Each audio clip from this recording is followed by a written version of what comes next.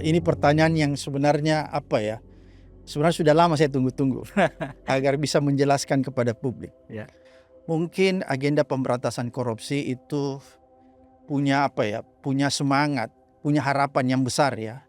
Kita lihat itu sesuai dengan fakta yang terjadi di lapangan. Dan kalau kita coba lihat lagi, kita coba konfirmasi apakah betul, jangan sampai itu cuma perasaan subjektif, tidak objektif, tidak bisa dibuktikan secara ilmiah. Itu bisa dibuktikan secara ilmiah lewat IPK kita, indeks persepsi korupsi kita yang selama itu lumayan bagus. Tapi ketika Presiden rejim Jokowi mulai memerintah, kita bisa lihat indeks persepsi korupsi kita itu sudah mulai menurun perlahan-lahan.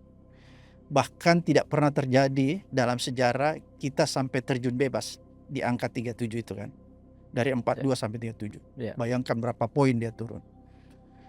Dan ujungnya yang semakin meyakinkan kita bahwa memang pemerintahan Jokowi ini tidak bisa diharapkan dalam agenda pemberantasan korupsi ketika pemerintahan Jokowi melakukan revisi terhadap undang-undang KPK sebelumnya di tahun 2019 yang terkenal dengan reformasi di korupsi.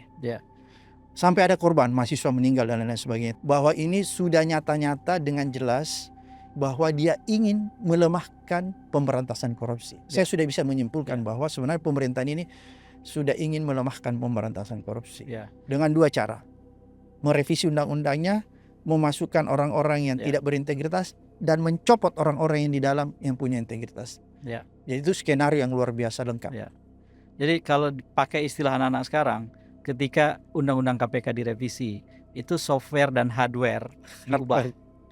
Ketika kemudian pelakunya, orang-orangnya juga disingkirkan, terutama mereka yang justru punya kredibilitas yang profesional, maka brandware-nya juga dirusak. Betul. Jadi sekali. Tidak ada lagi yang tersisa. Tidak ada yang tersisa.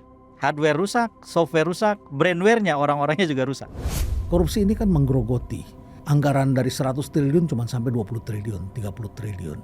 Semua orang mengaku saya tidak terima uang sebanyak itu. Penelitian di kampus tidak terima sebesar itu, tapi pekerjaannya banyak sekali. Jadi menurut saya ya itu, integritas harus dibangun.